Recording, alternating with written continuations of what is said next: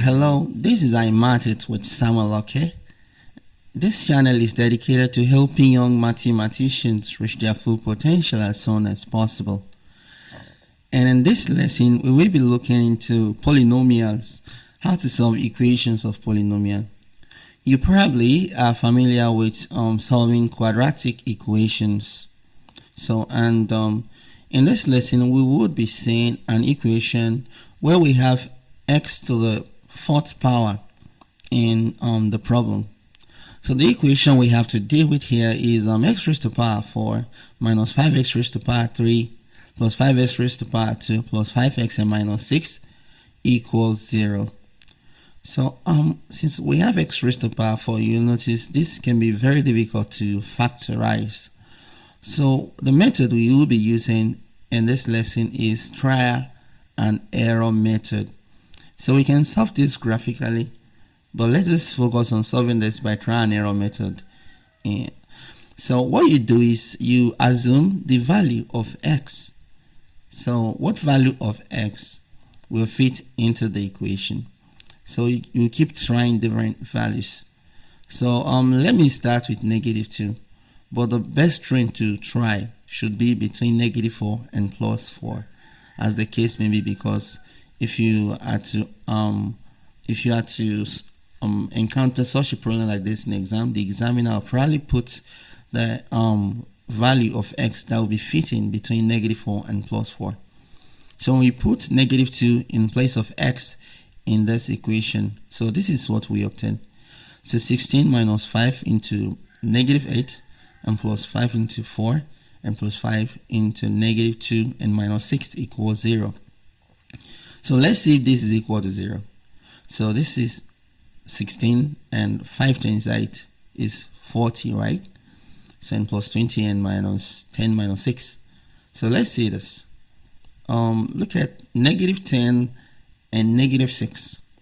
So these two cancel out this positive 16 we have up here. So you notice we still have 40 plus 20. So that is 16. That is not equal to 0. So that shows no way x is not equal to -2. It's not one of the results. So let's try something else. Let's try x equals -1. Let's put -1 in place of x in the equation. So we have -4 squared minus 5 into -1, and minus 5 into -1 raised to the power 3 plus 5 into -1 raised to the power 2 plus 5 into -1 and minus 6. And let's see if that is equal to 0. So you see that would be 1 plus 5, and that would be plus 5 as well, right? And minus 5, right? Plus 5 multiplied by -1 and minus 6. Be careful when doing this so you don't make mistake. So this cancel out each other. This is 6 and this is 6 too. So you see that's equal to 0. So that value works. So x equals -1. Good. So if since x is equal to -1, then we know if we bring 1 to the other side, so we'll have x plus 1, right? So x plus 1 is a factor. This factor will divide through that polynomial without a remainder. And when we divide the polynomial without obtain a quotient without remainder, then we can go on and factorize the rest. So to solve the equation completely, so we have to divide x raised to the power 2 minus 5x raised to the power 3 and plus 5x raised to the power 2 and plus 5x minus 6. We have to divide it by x plus 1. So x in x raised to the power 4 is x raised to the power 3, right? Multiply that, it gives x raised to the power 4, and multiply it by plus 1, you get plus x raised to the power 3. So let's subtract that. So x raised to the power 4 minus x raised to the power 4 is 0. And 5x raised to the power 3 minus x raised to the power 3 is going to be -6x raised to the power 3, right? We bring down 5x raised to the power 2. So x and 6x raised to the power 3 would give -6 x squared, right? So I multiply that by x again, you get -6x raised to the power 2, and multiply it by +1, you get negative 6x raised to power 2. So let's subtract. So we have just 5x raised to power 2 minus 6x raised to power 2 to deal with.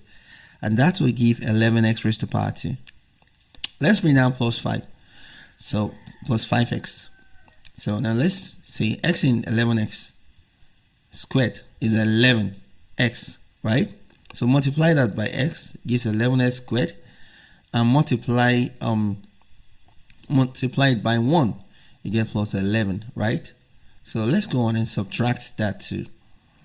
So that's 5x minus plus 11x. That will be negative 6x, right? So let's bring down the negative 6 up there. So minus 6.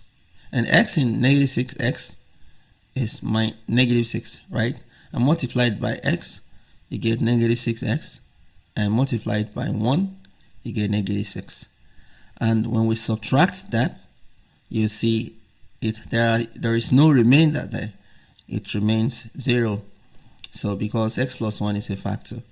There is a dedicated video on division of polynomial on this channel, so you can look for it. Okay. Well, now we can rewrite the original expression, x raised to power 2 minus 5x raised to power 3 plus 5x raised to power 2 plus 5x minus 6 as the product of the quotient and the divisor. X plus 1 multiplied by x raised to power 3 minus 6x raised to power 2 plus 11x and minus 6. Okay, you will notice at this point we simply need to employ trial and error to express that further as product of two factors.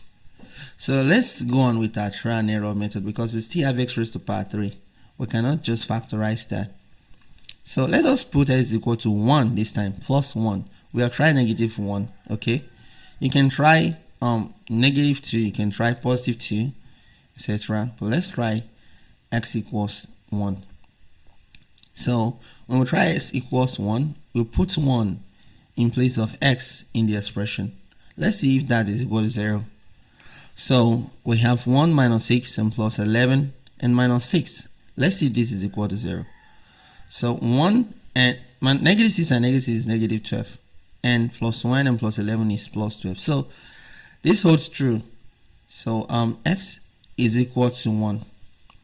So if x is equal to 1, then x minus 1 is a factor. So if we divide through the polynomial we have there by x minus 1, it will divide through it without remainder, and by so doing we will be able to solve the equation completely. So please hit the like button if you are getting value from this lesson, and subscribe for more contents like this. X in x raised to power 3 is x raised to power 2, right? So and multiply that, it gives x raised to power 3, and multiplied by negative 1, you get negative x squared. Let's subtract. So you have negative 6x squared minus x raised to power 2. So you get negative x raised to power 5, right? Bring down x 11x. X in negative 5x raised to power 2 is 5x, right? Multiplied by x, you get negative 5x squared. And multiplied by negative 1, you get plus 5x, right? Let's subtract again. So 11x minus 5x would be 6x, right? Then bring down 6. And x in 6x is plus 6, right? Multiplied by x gives 6x. And multiplied by negative 1 gives negative 6. Then let's subtract. You see that's equal to 0. So the remainder is 0. Now we can rewrite the expression. So x raised to power 4 minus 5x raised to power 3 and plus 5x raised to power 2 plus 5x and minus 6 is equal to the product of x plus 1 and x minus 1 and the quotient we just obtained, x raised to power 2 minus 5x and plus 6. Just like that. Now you notice we have just this quadratic to deal with right now.